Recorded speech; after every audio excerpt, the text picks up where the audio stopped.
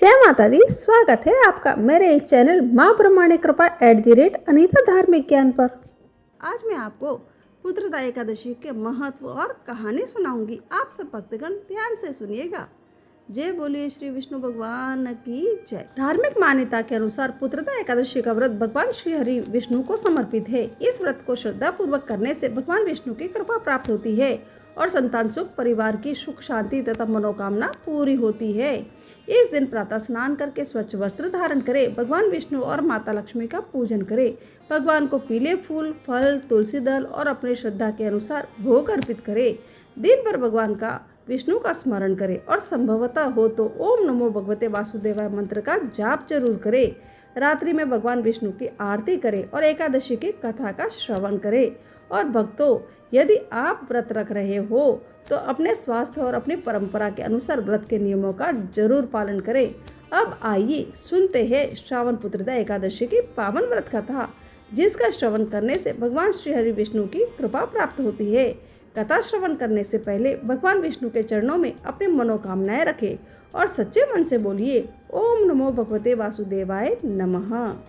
भगवान श्री हरि विष्णु सभी भक्तों की मनोकामनाएं पूर्ण करे, घर परिवार में सुख शांति और मंगल बनाए रखे। जय श्री हरि विष्णु, जय माता लक्ष्मी। चलिए शुरू करते हैं आज की कथा। श्री युधिष्ठिर कहने लगे कि हे भगवान, मैंने श्रावण माह के कृष्ण पक्ष की कामिका एकादशी का सविस्तार वर्णन सुना है। अब आप मुझे श्रावण शुक्ल एकादशी का क्या नाम है, व्रत करने की विधि तथा इसका महात्म्य कृपा करके कहिए। तब मधुसूदन कहने लगे कि इस एकादशी का नाम पुत्रदा एकादशी है। इस एकादशी को पवित्र एकादशी भी कहा जाता है। पुत्रदा एकादशी व्रत करने वाले व्यक्ति को पूजा के बाद श्रावण पुत्रदा एकादशी व्रत की कथा जरूर सुननी चाहिए। ऐसा करने से व्रत पूर्ण होता है और मनोकामनाएं पूरी होती है। अब आप शांति पूर्वक इसकी कथा सुनिए। इसके सुनने मात्र से ही वाजपेयी यज्ञ का फल भी मिलता है। द्वापर युग में आरंभ में महिष्मति नाम की एक नगरी थी, जिसमें महिजीत नाम का राजा राज्य करता था। लेकिन पुत्रहीन होने के कारण राजा को राज्य सुखदायक नहीं लगता था। उसका मानना था कि जिसके संतान न हो उसके लिए यह लोक और परलोक दोनों ही दुखदायक होते हैं। पुत्र सुख की प्राप्ति के लिए राजा ने अनेक उपाय किए, परंतु राजा को पुत्र की प्राप्ति नहीं हुई। वृद्धावस्था आती देखकर राजा ने प्रजा के प्रतिनिधियों को बुलाया और कहा कि हे प्रजाजनों, मेरे खजानों में अन्याय से उपार्जन किया हुआ धन नहीं है, न मैंने कभी देवताओं तथा ब्राह्मणों का धन छीना है। किसी दूसरे की धरोहर भी मैंने नहीं ली। प्रजा को पुत्र के समान पालता रहा, अपराधियों को पुत्र तथा बांधवों की तरह दंड देता रहा। कभी किसी से घृणा नहीं की, सबको समान माना है, सज्जनों की सदा पूजा करता हूँ। इस प्रकार धर्मयुक्त राज्य करते हुए भी मेरे पुत्र नहीं है, सो मैं अत्यंत दुख पा रहा हूँ। इसका क्या कारण है? राजा महिजीत की इस बात को विचारने के लिए मंत्री तथा प्रजा के प्रतिनिधि वन को गए। वहाँ बड़े बड़े ऋषि मुनियों के दर्शन किए। राजा की उत्तम कामना की पूर्ति के लिए किसी श्रेष्ठ तपस्वी मुनि को देखते फिरते रहे। एक आश्रम में उन्होंने एक अत्यंत वयोवृद्ध धर्म के ज्ञाता, बड़े तपस्वी, परमात्मा में मन लगाए हुए, निराहार, जितेंद्र, जीतात्मा, जीत क्रोध, सनातन धर्म के गूढ़ तत्वों को जानने वाले, समस्त शास्त्रों के ज्ञाता महात्मा लोमश मुनि को देखा, जिनका कल्प के व्यतीत होने पर एक रोम गिरता था। सबने जाकर ऋषि को प्रणाम किया। उन लोगों को देखकर मुनि ने पूछा कि आप लोग किस कारण से आए हैं? निसंदेह मैं आप लोगों का हित करूंगा। मेरा जन्म केवल दूसरों के उपकार के लिए ही हुआ है, इसमें संदेह मत करो। तब लोमश ऋषि के ऐसे वचन सुनकर सब लोग बोले कि हे महर्षि, आप मेरी बात जानने में ब्रह्मा से भी अधिक समर्थ है, अतः आप हमारे इस संदेह को दूर कीजिए। महिष्मतिपुरी का धर्मात्मा राजा महिजीत प्रजा का पुत्र के समान पालन करता है, फिर भी वह पुत्रहीन होने के कारण बहुत दुखी है। उन लोगों ने आगे कहा कि हम लोग उनकी प्रजा है, अतः उनके दुख से हम भी दुखी है। आपके दर्शन से हमें पूर्ण विश्वास है कि हमारा यह संकट अवश्य दूर हो जाएगा, क्योंकि महान पुरुषों के दर्शन मात्र से अनेक कष्ट दूर हो जाते हैं। अब आप कृपा करके राजा के पुत्र होने का उपाय बताइए। यह वार्ता सुनकर ऋषि ने थोड़ी देर के लिए नेत्र बंद किए और राजा के पूर्व जन्म का वृत्तांत जानकर कहने लगा कि हे राजा, यह राजा पूर्व जन्म में एक निर्धन वैश्य था। निर्धन होने के कारण इसने कई बुरे कर्म किए। ये एक गांव में दूसरे गांव व्यापार करने जाया करता था। एक समय ज्येष्ठ मास के शुक्ल पक्ष की द्वादशी के दिन मध्याह्न के समय वह, जबकि 2 दिन से भूखा प्यासा था, एक जलाशय पर जल पीने गया। उसी स्थान पर एक तत्काल की ब्याई हुई प्यासी गौ भी जल पी रही थी। राजा ने उस प्यासी गाय को जल पीते हुए हटा दिया और स्वयं जल पीने लगा। इसलिए राजा को यह दुख सहना पड़ा। एकादशी के दिन भूखा रहने से वह राजा हुआ और प्यासी गौ को जल पीते हुए हटाने के कारण वह पुत्र वियोग का दुख सहना पड़ रहा है। ऐसा सुनकर सब लोग कहने लगे कि हे ऋषि, शास्त्रों में पापों का प्रायश्चित भी तो लिखा है ना, अतः जिस प्रकार राजा को ये पाप नष्ट हो जाए, आप ऐसा ही कोई उपाय बताइए। तब लोमश मुनि कहने लगे कि श्रावण शुक्ल पक्ष की एकादशी को, जिसे पुत्रदा एकादशी भी कहते हैं, तुम लोग सब लोग व्रत करो और रात्रि को जागरण करो। इससे राजा का यह पूर्व जन्म का पाप अवश्य ही नष्ट हो जाएगा, साथ ही राजा को पुत्र की अवश्य प्राप्ति होगी। लोमश ऋषि के ऐसे वचन सुनकर मंत्रियों सहित सारी प्रजा नगर को वापस लौट आई और जब श्रावण शुक्ल एकादशी आई तो ऋषि के आज्ञा अनुसार सबने पुत्रदा एकादशी का व्रत और जागरण किया। इसके पश्चात द्वादशी के दिन इसके पुण्य का फल राजा को दिया गया। उस पुण्य के प्रभाव से रानी ने गर्भ धारण किया और प्रसव काल समाप्त होने पर उसके एक बड़ा तेजस्वी पुत्र उत्पन्न हुआ। इसलिए हे राजन, इस श्रावण शुक्ल एकादशी का नाम पुत्रदा पड़ा। अतः संतान सुख की इच्छा हासिल करने वाले इस व्रत को अवश्य करे। इसके महात्म्य को सुनने से मनुष्य सब पापों से मुक्त हो जाता है और इस लोक में संतान सुख भोग कर परलोक में स्वर्ग को प्राप्त होता है। इस प्रकार मेरी एकादशी की ये कथा पूरी होती है। एकादशी सनातन धर्म में आचरण किए जाने वाले सबसे महत्वपूर्ण व्रतों में से एक है। लेकिन क्या आप जानते हैं कि एकादशी व्रत के पीछे क्या है? एकादशी व्रत क्यों किया जाता है? चलिए सुनाती हूँ एकादशी देवी की कहानी। मूर नामक एक दैत्य था। रावण और कंस की तरह वह भी बड़ा आतंक मचाता था। स्वर्ग में देवों सहित सभी को पीड़ा देता था। सब लोग उससे रक्षा मांगकर श्रीमन नारायण के शरण में गए। भगवान ने कहा, मैं उसे संभालता हूँ, तुम चिंता मत करो। भगवान मूर के साथ युद्ध करने लगे, लेकिन अपनी सारी शारीरिक शक्ति लगाकर भी भगवान कुछ नहीं कर सके। भगवान को युद्ध के मैदान में पलायन करना ही पड़ा। वे हिमालय की एक गुफा में छिप गए। मूर भी उनका पीछा करते हुए वहां पहुंच गया। भगवान ने ध्यान करना शुरू किया और उनके मन से एक शक्ति उत्पन्न की, उनकी मानसिक शक्ति। इस शक्ति ने बाहर आकर मूर को अपनी तलवार से मार डाला। हम जानते हैं कि शरीर में 10 इंद्रिय है, 5 ज्ञानेंद्रिय है और 5 कर्मेंद्रिय है। 11वीं इंद्रिय है मन। संस्कृत में एकादशी का अर्थ है 11। चूँकि ये देवी उनके मन भगवान की 11वीं इंद्रिय से निकली थी, इसलिए भगवान ने इन्हें एकादशी के नाम से पुकारा। एकादशी माता की उत्पत्ति का दिन उनके नाम से ही जाना जाने लगा। माता एकादशी के अंतिम चरण के दौरान उत्पन्न हुई थी, इसे जयंती कहते हैं, और उन्हें द्वादशी के पहले चरण के दौरान दैत्य को मार डाला था, इसे समर्ति कहते हैं। एकादशी के दिन भगवान ने घोषणा की कि एकादशी के दौरान देवी के इस महान कार्य के कारण पूरे जगत में कोई भी पाप नहीं रहेगा। लेकिन पाप तो पहले से ही है। जब उसने यह सुना, पाप पुरुष आश्रय की तलाश में इधर उधर भागने लगा। एकादशी के दौरान वह कहाँ रहेगा? वह जहाँ भी गया सभी ने उसे आश्रय देने से इनकार कर दिया। अंत में अन्न यानी भोजन एकादशी के दौरान उसे आश्रय देने के लिए सहमत हुआ। यानी कानिच पापानि ब्रह्म हत्यादि कानिच अन्नमाश्रित्य सर्वाणि तिष्ठति हरिवासरे अघस केवलम भुंडते तो भुंडते हरिवासरे। तो एकादशी के दौरान सभी पाप भोजन में आश्रय लेते हैं। जो कोई एकादशी के दौरान भोजन करता है, ये पाप उस व्यक्ति में प्रवेश करेंगे और रोग, समस्या, हानि, परेशानी इत्यादि बन जाएंगे। एकादशी देवी को विष्णु कन्या भी कहा जाता है, क्योंकि वह भगवान की मानस पुत्री हैं। उनकी मूर्ति पूरी जगन्नाथ मंदिर और द्वारका धाम में है। भगवान के धर्म की रक्षा के लिए जितने भी अवतार हैं, वे सभी एकादशी के दिन ही हुए हैं, इसलिए यह इतना पवित्र दिन है। अब मैं आपको राजा धर्मकीर्ति की एक कथा सुनाती हूँ। गालव मुनि का भद्रशील नाम का एक पुत्र था। भद्रशील ने छोटी उम्र से ही एकादशी व्रत का पालन करना शुरू कर दिया। मुनि ने उन्हें ऐसा करने के लिए कभी नहीं कहा था। एक बार मुनि ने भद्रशील से पूछा कि उन्हें इस व्रत को करने के लिए किसने कहा है? भद्रशील ने कहा कि मैं कई जन्मों से एकादशी व्रत करता आ रहा हूँ। आमतौर पर किसी को भी पिछला जन्म याद नहीं रहता। जब तक आप माँ के गर्भ में होंगे तब तक आपको पिछले जन्मों की याद रहेगी, लेकिन जन्म से ठीक पहले यह स्मृति मिट जाती है। लेकिन भद्रशील को अपने पिछले जन्म की याद उस समय भी थी। ये एकादशी व्रत की शक्ति थी जिसका वे पालन करते थे। वे एक पूर्व जन्म में धर्मकीर्ति नामक राजा थे। धर्मकीर्ति बहुत क्रूर था, उसे कोई पसंद नहीं करता था। ऐसा कोई पाप नहीं था जो उसने नहीं किया। एक बार वह अपने सैनिकों के साथ शिकार पर गया। उसने एक हिरण को देखा और अपने सैनिकों को उस हिरण को चारों ओर से घेरने के लिए कहा। राजा ने कहा कि जो भी हिरण को भागने देगा उसका पूरा परिवार मार डाला जाएगा।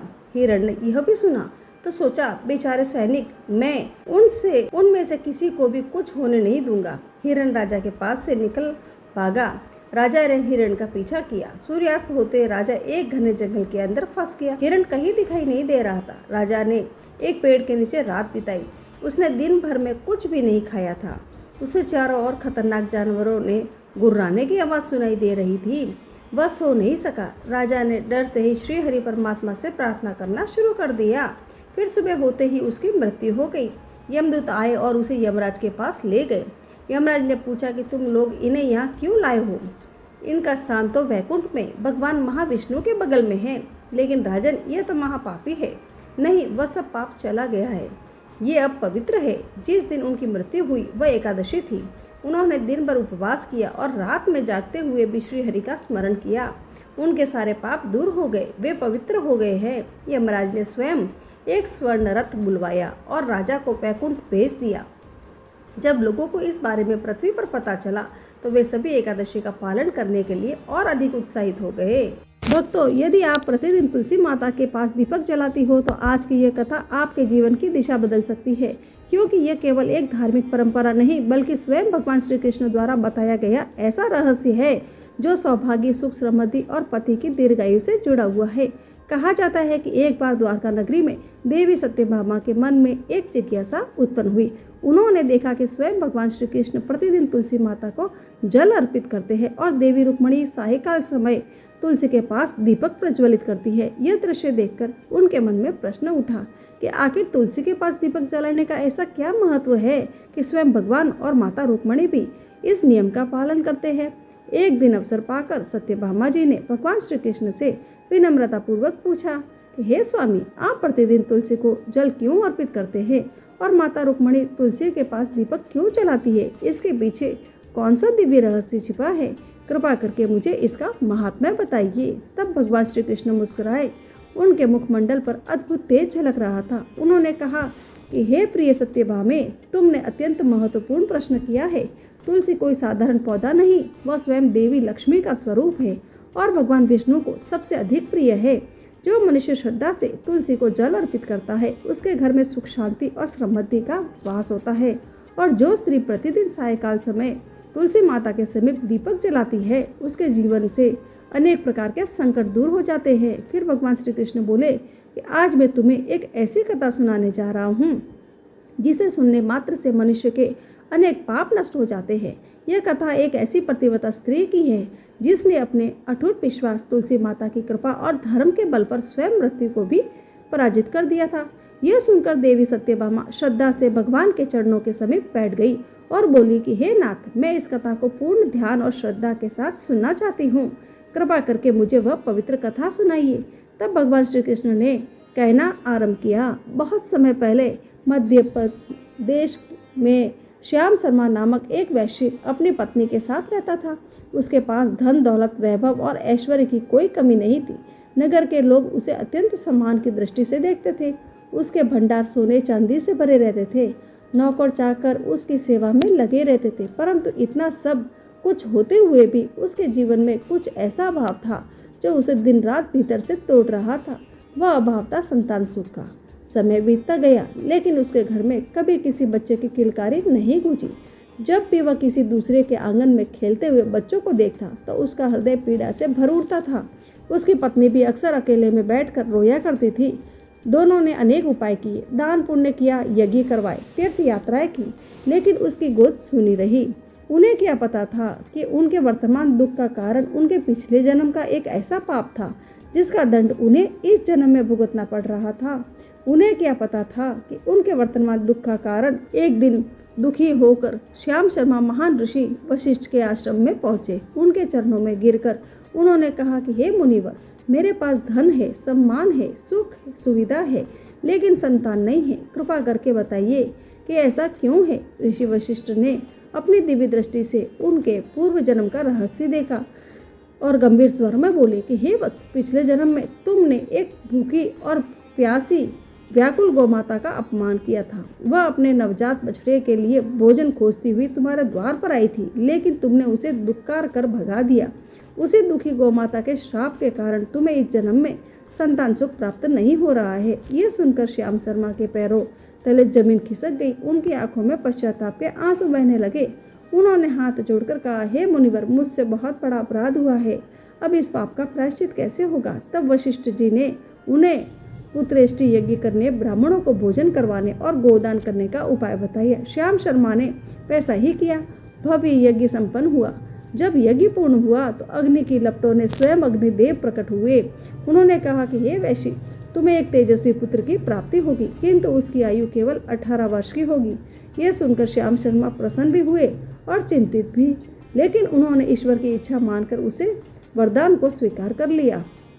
कुछ समय बाद उनके घर में एक सुंदर पुत्र का जन्म हुआ। पूरे नगर में उत्सव मनाया गया। बालक बड़ा तेजस्वी और गुणवान था। माता पिता उसे देखकर अपना हर दुख भूल जाते थे। समय बीतता गया। बालक बड़ा होकर 16 वर्ष का हो गया। तब उसकी माता ने उसका विवाह करने की इच्छा प्रकट की। बहुत समझाने के बाद भी वह नहीं मानी। अंततः उसका विवाह एक गरीब लेकिन संस्कार कन्या, वैश्य कन्या सुभद्रा के साथ कर दिया गया। सुभद्रा अत्यंत प्रतिव्रता, धर्मपरायण और सरल स्वभाव की थी। वह अपने पति, सास और ससुर की तन मन से सेवा करती थी। कुछ ही समय में उसने पूरे परिवार का हृदय जीत लिया। लेकिन धीरे धीरे वह दिन निकट आने लगा जब उसके पति की 18 वर्ष की आयु पूरी होने वाली थी। एक दिन श्याम शर्मा ने भारी मन से सुभद्रा को बुलाया और सारी सच्चाई बता दी। सत्य जानकर सुभद्रा का हृदय कांप उठा, लेकिन अगले ही क्षण उसने स्वयं को संभाला और दृढ़ स्वर में बोली कि पिताजी, आप चिंता मत कीजिए, मैं अपने पति के प्राणों की रक्षा अवश्य करूंगी। उस रात सुभद्रा ने भगवान विष्णु और तुलसी माता के सामने बैठकर प्रार्थना की कि उसकी आंखों में आंसू बह रहे थे, लेकिन उसके विश्वास में कोई कमी नहीं थी।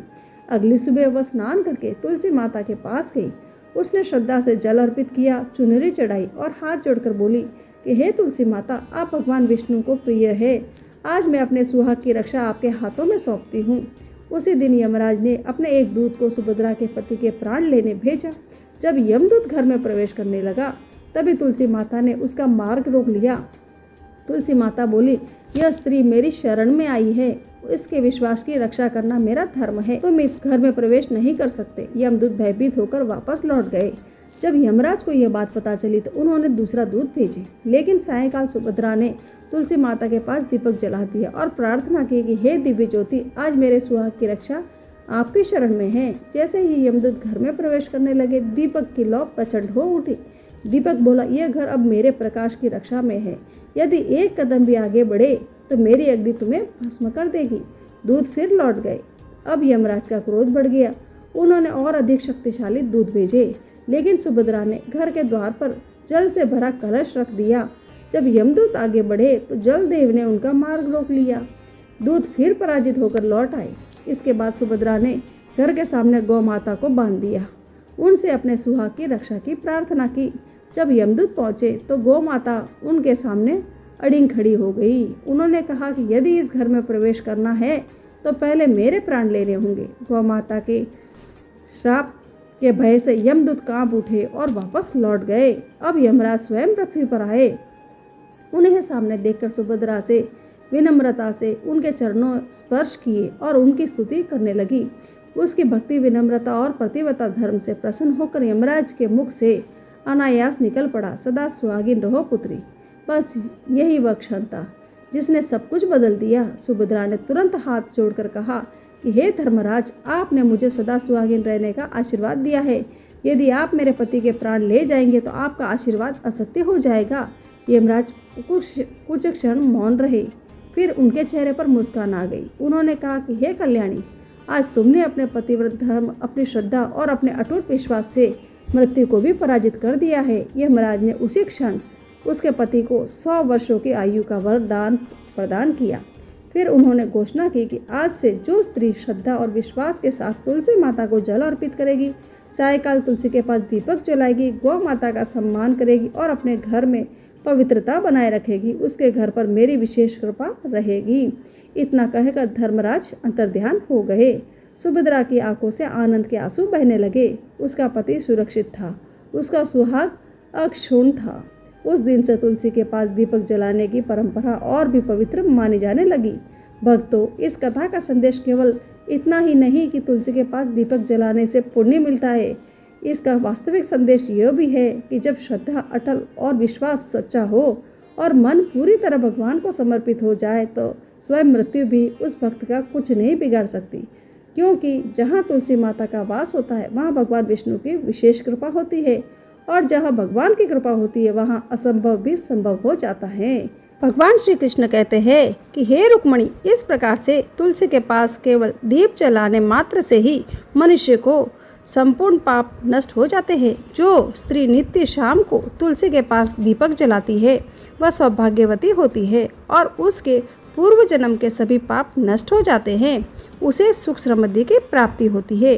रोज तुलसी के पास दीपक जलाते समय इस मंत्र का उच्चारण करना चाहिए। ओम तुलसी देव्यै च विद्महे विष्णु प्रियायै च धीमहि तन्नो वृंदा प्रचोदयात्। इसका अर्थ है, हम भगवान विष्णु की प्रिय और परम पवित्र माता तुलसी का ध्यान करते हैं। वे देवी वृंदा हमें उच्च बुद्धि प्रदान करे और हमारे विचारों को सही दिशा में प्रकाशित करे। भगवान श्री कृष्ण कहते हैं कि हजारों अमृत के घड़ों से नहलाने से उनकी तृप्ति नहीं होती जितने की मनुष्य केवल तुलसी का एक पत्ता चढ़ाने से हो जाती है। 1000 गोदान से मानव को जो फल प्राप्त होता है वही फल तुलसी के दान से पा लेता है। जो मृत्यु के समय अपने मुख में तुलसी पत्र का जल पी लेता है वह संपूर्ण पापों से मुक्त होकर भगवान श्री हरि के धाम को जाता है। पृथ्वी पर जिस घर में तुलसी का पौधा होता है वहाँ पर कभी बुराई का वास नहीं होता। ऐसा स्थान सबसे पवित्र होता है। इस कारण से सबको घर में तुलसी का पौधा जरूर रखना चाहिए। हिंदू धर्म में तुलसी के पौधे का बहुत बड़ा महत्व है, इसलिए सबसे पहले भगवान विष्णु ने तुलसी माता की पूजा की थी। इस प्रकार भगवान श्री हरि ने तुलसी के पास दिया जलाने का महत्व माता रुक्मणी को बताया था। जो भक्त गण आप सभी हर दिन खासकर एकादशी के दिन तुलसी पूजा कर दीप प्रज्वलित जरूर करें। भगवान विष्णु की कृपा आप सब पर सदा सर्वदा बनी रहेगी। तो बोलिए वृंदावन बिहारी लाल की जय। इस प्रकार मेरी ये पुत्रदा एकादशी की कहानी और एकादशी की कहानी और माता तुलसी माता की कहानी समाप्त होती है। जय ग्यारस माता की जय। अब मैं सबसे आखिरी में आपको ग्यारस माता की आरती सुनाऊंगी। वह आरती मेरे साथ करिए या उसे श्रद्धा से सुनिए। ओम जय एकादशी माता हो मैया, जय एकादशी माता। विष्णु पूजा व्रत को धारण कर, विष्णु पूजा व्रत को धारण कर शक्ति मुक्ति पाता हो। जय एकादशी माता, तेरे नाम गिनाऊं देवी, भक्ति प्रदान करनी हो मैया, भक्ति प्रदान करनी। गण गौरव की देनी माता, गण गौरव की देनी माता, शास्त्रों में वर्णी। ओम जय एकादशी माता। मार्गशीर्ष के कृष्ण पक्ष की उत्पन्न विश्व तारणी जन्मी हो मैया, विश्व तारणी जन्मी। शुक्ल पक्ष में हुई मोक्षदा, शुक्ल पक्ष में हुई मोक्षदा, मुक्ति दाता बनाई। ओम जय एकादशी माता। पौष के कृष्ण पक्ष की सफला नामक है हो मैया, सफला नामक है। शुक्ल पक्ष में होए पुत्रदा, शुक्ल पक्ष में होए पुत्रदा, आनंद अधिक रहे। ओम जय एकादशी माता। नाम षट तिला माघ मास में कृष्ण पक्ष में आवे हो मैया कृष्ण पक्ष में आवे। शुक्ल पक्ष में जया कहावे, शुक्ल पक्ष में जया कहा विजय सदा पावे। ओम जय एकादशी माता। विजय फाल्गुन कृष्ण पक्ष में शुक्ला आमल की हो मैया शुक्ला आमल की। पाप मोचनी कृष्ण पक्ष में पाप मोचनी कृष्ण पक्ष में चैत्र महाबली की। ओम जय एकादशी माता। चैत्र शुक्ल में नाम कामदा धन देने वाली हो मैया धन देने वाली। नाम वरुधनी कृष्ण पक्ष में नाम वरुधनी कृष्ण पक्ष में वैशाख महावाली। ओम जय एकादशी माता। शुक्ल पक्ष में होए मोहिनी अपराजेष्ठ कृष्ण पक्षी ओ मैया अपराजेष्ठ कृष्ण पक्षी। नाम निर्जला सुख करनी नाम निर्जला सब सुख करण शुक्ल पक्ष राखी हो। ओम जय एकादशी माता। योगिनी नाम आषाढ़ में जानो कृष्ण पक्ष करनी हो मैया कृष्ण पक्ष करनी। देव शयनी नाम कहायो देव शयनी नाम कहायो शुक्ल पक्ष धरणी। ओम जय एकादशी माता।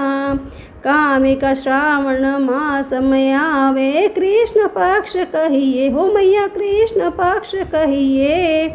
श्रावण शुक्ला होए पवित्रा श्रावण शुक्ल होए पवित्रा आनंद से रहिए। ओम जय एकादशी माता। आजा भाद्रपद कृष्ण पक्ष की परिवर्तनी शुक्ला हो मैया परिवर्तनी शुक्ला। इंद्र अश्विन कृष्ण पक्ष में इंद्र अश्विनी कृष्ण पक्ष में व्रत में भव सागर निकला। ओम जय एकादशी माता। पाप कुंश है शुक्ल पक्ष में आप हरण हारी हो मैया आप हरण हारी। रमा मास कार्तिक में आवे रमा मास कार्तिक में आवे सुखदायक भारी। ओम जय एकादशी माता। देवोत्थानी शुक्ल पक्ष की दुख नाशक हो मैया दुख नाशक हो मैया। पावन मास में करो विनती पावन मास में करो विनती पार करो नैया। ओम जय एकादशी माता। परमा कृष्ण पक्ष में होती जन मंगल करनी हो मैया जन मंगल करनी। शुक्ल मास में होए पद्मिनी शुक्ल मास में होए पद्मिनी दुख दरिद्र हरणी। ओम जय एकादशी माता। जो कोई आरती एकादशी की भक्ति सहित गावे हो मैया भक्ति सहित गावे। जन गुरु दीता स्वर्ग का सन दीता स्वर्ग का वासा निश्चित व पावे। ओम जय एकादशी माता। ओम जय एकादशी माता हो मैया जय एकादशी माता। विष्णु पूजा व्रत को धारण कर विष्णु पूजा व्रत को धारण कर शक्ति मुक्ति पाता। ओम जय एकादशी माता। जय बोलो एकादशी माता की जय। बोलो विष्णु भगवान की जय। बोलो लक्ष्मी माता की जय। कल फिर मिलते हैं एक नई कहानी के साथ। तब तक के लिए जय माता दी जय श्री कृष्णा।